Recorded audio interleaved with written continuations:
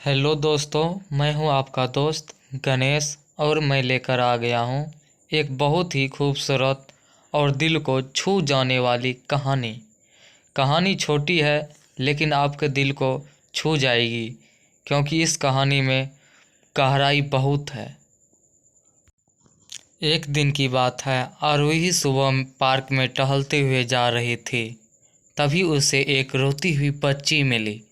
आरोही ने उससे रोने का कारण पूछा तो लड़की ने बताया कि वह जिस गुड़िया से खेल रही थी वह इसी पार्क में कहीं खो गई है। आरोही ने उस बच्ची को उसकी गुड़िया ढूंढ लाने का आश्वासन दिया, जिससे वह बच्ची चुप हो गई। आरोही ने गुड़िया ढूंढने के लिए समय मांगी और फिर दूसरे दिन गुड़िया लाने का वादा करके वहाँ से चली गई। पर गुड़िया न तो आरोही को मिली और न ही उस बच्ची को। आरोही ने गुड़िया की तरफ से एक काल्पनिक पत्र उस बच्ची को लिखी और जब वह बच्ची पार्क में गुड़िया पाने की आशा में आई तो आरोही ने वह पत्र उस बच्ची को पढ़कर सुनाया। पत्र इस प्रकार था, कृपया रोना मत, मैं समय समय पर उस गुड़िया के बारे में तुम्हें लिखती रहूँगी, बस तुम रोना मत। अब आरोही रोज उस खोई हुई गुड़िया की तरफ से काल्पनिक पत्र लिखने लगी और लगभग रोज ही उस बच्ची को पढ़कर सुनाती, जो कि यात्रा का काल्पनिक वर्णन हुआ करता था। आरोही ने इस काल्पनिक लेकिन रोचक वर्णन ने उस बच्ची को रोने नहीं दिया। वह खुशी खुशी अपनी गुड़िया की घुमक्कड़ी के किस्से सुनाने लगी। अब वह खुश रहने लगी। एक दिन जब काफ़ी कहानियाँ हो गई तो आरोही ने एक दूसरे गुड़िया उस बच्ची को लाकर दी। जाहिर है वह गुड़िया बदली हुई थी। उस बच्ची को अपनी खोई हुई पुरानी गुड़िया जैसे नई लगी तो वह आरोही की ओर देखने लगी।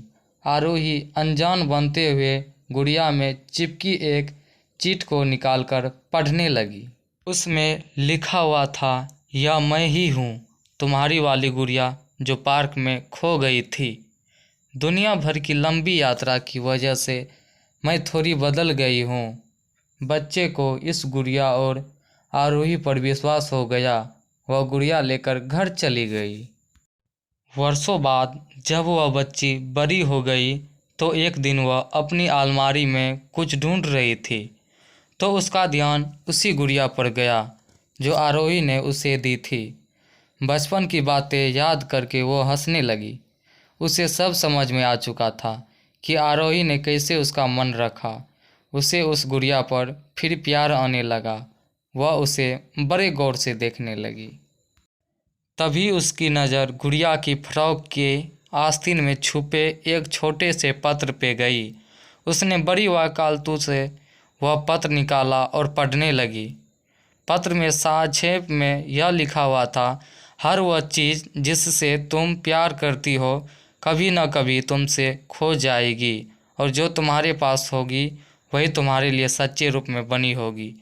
रूप भले ही भिन्न होगा पर प्यार एकदम खालिश होगा। आशा करता हूँ कि मेरी यह स्टोरी अच्छी लगी होगी आप लोग को। हमें कमेंट करके बताएं कैसी लगी आपको ये कहानी। हमारे चैनल को लाइक सब्सक्राइब ज़रूर करें और हाँ, घंटा को दबाना ना भूलें। धन्यवाद।